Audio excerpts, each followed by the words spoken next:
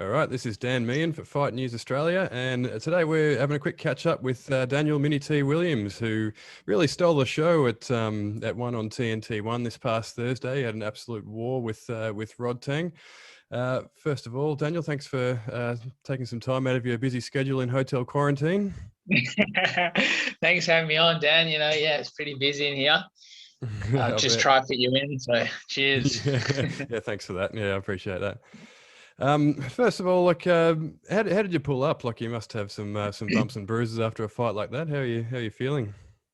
Yeah, man. It's just a couple of black eyes and obviously the scar on the head, the nice elbow he got me with. Other than that, man, it's one of the best I pulled up physically wise. So I was walking fine after. The next day I wasn't too bad. Little bruise on the leg, but no shin clashes, no hard to walk around. So it was just mainly the face, which is pretty happy with that because few days later, now, I'm moving around again, and actually we're supposed to hit pads tonight, but I'll probably leave it for tomorrow, just because it's adjusting to the different time zone again and different times when the food comes in for quarantine. Because Singapore's the same time as Perth, but then now we're in Sydney, so just a few hours different, but it's not too bad at all. Yeah, nice. And to talk us through the fight, what do you remember about the fight itself? Yeah, it was a tough fight. I don't remember much of the second round when he got me with the 8 count. Didn't see that hook coming, but it was pretty clear going in. I didn't have any weight issues at all, so actually weighed in a kilo under, and then stayed the same the whole day. So my weight maintained throughout the whole camp, and then going in to the fight with that, I just remember everything. The warm up, you just feel you just feel good because that was never an issue. Your body's at 100% really. So just other than that, round one was the plan was just to sort of don't engage too much, stay a bit long, see what he does, see if he bites on any fakes and that, which he didn't really too much, only a little bit. And then the second and third pick it up, but we knew that he was going to pick it up in the second, and he definitely did. But was pretty happy to survive that round, and then put on a better display for the third round. Yeah, right. Yeah, you gave as good as you got in the end. I was going to ask you, was that sort of part of the plan to kind of exchange in the pocket with him? Now that the fight's actually happened, you can probably lift the lid on the game plan a little more. The third round was going to be the biggest exchange part, where it's just bite down in your mouth guard and go for it. But my issue is obviously when I do get hit, I do like to come forward and brawl, and I don't change it up too much. I just go left hook, overhands. So it's something that I really want to work on. He was obviously a lot tighter with his shots. He could pick his shots really well. So overall, I was pretty happy with, just having so long off Muay Thai and then having a really short camp, and it's a real testing camp. Happy from what I did. After the fight, I was quite loss is a loss to me. It's damn, I lost. But with all the messages and people commenting, give me calls and that, it's quite overwhelming. So I guess, I can hold my head high and just know what I need to work on. And I got to stand with the best. And he definitely has a tough chin. Maybe I just don't hit hard, but his neck just doesn't move at all. As you can see from all other previous fights, him taking shots, he's just no movement in his neck.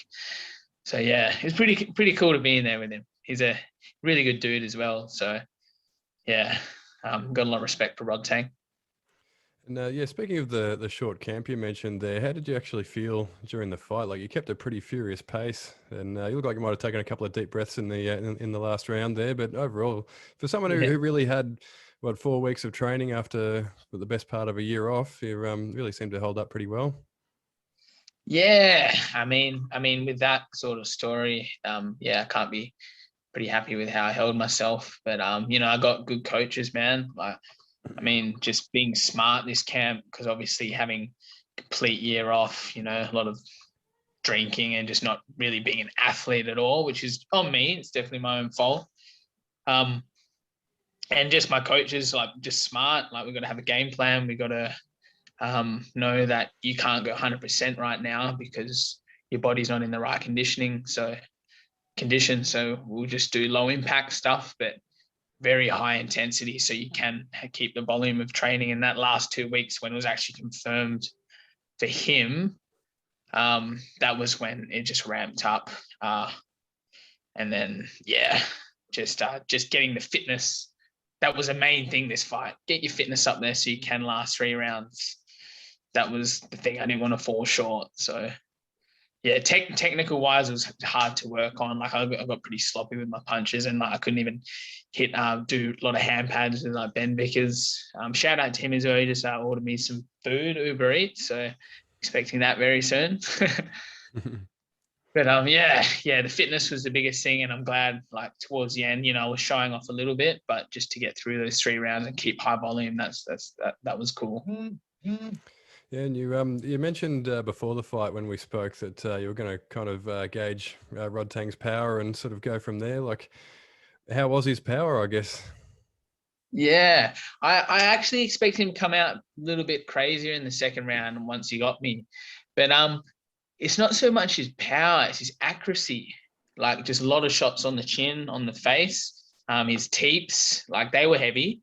Like, I know he teeps a lot, but that was like full, like, shot to the body going back. So he stops your momentum coming forward.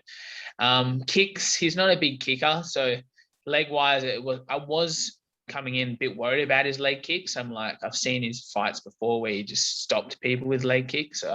Going into the fight, I thought that could be a problem. Leg conditioning is not the best. So I just thought I got to be wary of that, make sure I check. Wasn't too heavy with the kicks, just obviously accurate, fast with his hands. And nothing that really shocked me. I think the biggest thing was just all the guys I train with are big, right? So, like, getting hit, like, with big guys at the gym, you just sort of, I don't know, it's not a big shock, but he's definitely powerful. Yeah, he's just walked forward. You can't, like, push that guy back. Yeah, for sure. So have you heard from Chatri or the One Championship sort of management? Is there a fight of the night sort of thing in one, or? Yeah, I don't know if they've actually finished that yet or whatever, but I mean, they put the 3 fights up to vote who's fight of the night, and we definitely got the most votes. But Chatri was very happy. He come up to me and said, "Dan, really good job," and just let the competition team know that I'll be back pretty, like, for sure. And also the competition team, came up to me after, and, like, even before the fight, they were just like, "Look, we don't care how you go. We just want you to put on a show."